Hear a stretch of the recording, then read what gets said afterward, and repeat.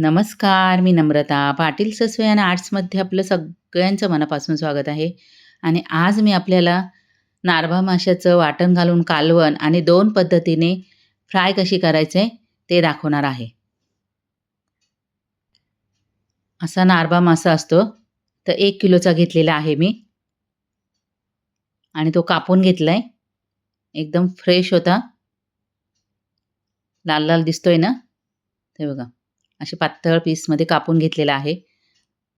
आता याच्यातले मी तळण्यासाठी अख्ख्या-अख्ख्या तुकड्या आहेत त्या वेगळ्या काढून घेतलेल्या आहेत. आणि बाकीच्या याचं आपण कालवण करून घेऊया. हे पहिल्यांदा स्वच्छ धुवून घ्यायचेत. किती लाल आहेत पाहू शकता. अशी ताजी होती एकदम फ्रेश मच्छी.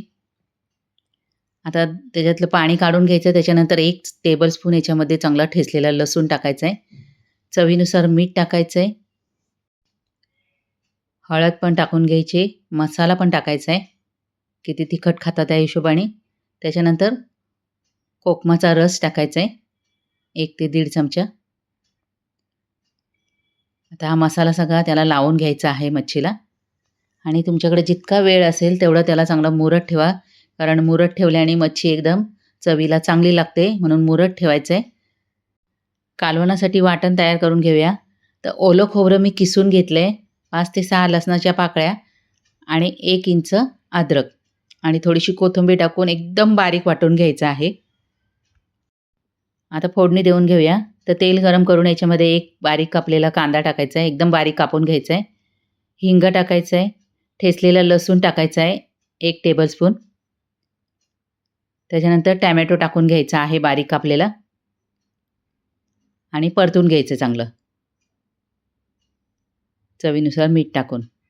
तर कांदा, टोमॅटो मऊ झाला की याच्यामध्ये आपण आता मसाले टाकून घ्यायचे. तर हळद आणि मसाला टाकायचा आहे. आणि थोडंसं पाणी टाकायचं आहे लागू नये म्हणून. म्हणजे मसाले जळणार नाही. थोडीशी कोथिंबीर टाकायची आणि परत चांगला हा मसाला परतून घ्यायचा आहे. आता मसाला परतून झाल्यावर याच्यामध्ये टाकायची आहे मच्छी. आणि तोंडं नेहमी कालवणात वापरायची, म्हणजे कालवण एकदम चवीला चांगलं बनतं. आता याच्यामध्ये टाकायचं आहे पाणी. किती रस्सा ठेवायचा आहे त्या हिशोबाने पाणी टाकायचं आहे. 2-3 कोकम टाकायचे किंवा कैरी किंवा थोडीशी चिंच. आणि झाकण ठेवायचं आहे आणि 8 मिनिटापर्यंत याला शिजवून द्यायचं आहे मीडियम फ्लेमवर.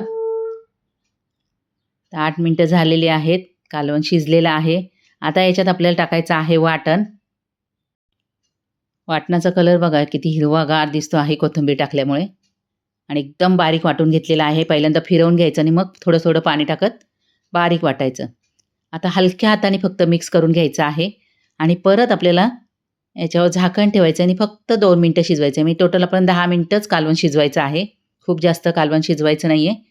आणि मस्त आपलं कालवण तयार झालेलं आहे. हे बघा. ह्या पद्धतीने तुम्ही कालवण बनवून बघा. चवीला फार छान होतं. वरून कोथिंबीर टाकायची. आज मी आपल्याला टोमॅटो टाकून मच्छी फ्राय करून दाखवणार आहे. तर तेल गरम करून त्याच्यामध्ये कढीपत्ता, हिंग आणि बारीक कापलेला टोमॅटो टाकायचा आहे आणि टोमॅटो पहिला मऊ होऊन द्यायचा आहे तेलामध्ये. त्याच्यानंतर आपल्याला ही मच्छी चांगली अशी मिक्स करून घ्यायची आहे. आणि ह्या तुकड्या आहेत ना आपल्याला अशा व्यवस्थित अशा टोमॅटोवर ठेवून घ्यायच्यात. गॅसची फ्लेम लोच ठेवायची आणि नेहमी पसरट भांड्यामध्येच अशी मच्छी बनवायची आहे. आता पलटी करून घ्यायची आहे 3 मिनिटं झाल्यानंतर. असं 15 मिनिटापर्यंत आपल्याला मच्छी फ्राय करून घ्यायची आहे. तर ह्या पद्धतीने सुद्धा मच्छी फ्राय केली जाते. आणि मी दुसरे अजून छोटे-छोटे व्हिडिओ टाकलेले आहे. खोबरं टाकून सुद्धा मच्छी फ्राय करतात आमच्याकडे. हे बघा मच्छी आपली तळून झालेली आहे. ओलसर मच्छी राहणार ही थोडीशी, सुकी होणार नाही. आता दुसरी मच्छी आपण रवा आणि तांदळाचं पीठ लावून फ्राय करायची आहे. तर रवा तांदळाचं पीठ मिक्स करून घ्यायचं आहे. त्याच्यानंतर ही मच्छी अशी दाबून आपल्याला पिठामध्ये घ्यायची आणि नंतर तव्यावर ठेवायची. म्हणजे ही कडक मच्छी होईल थोडीशी, कुरकुरीत पाहिजे असेल तर.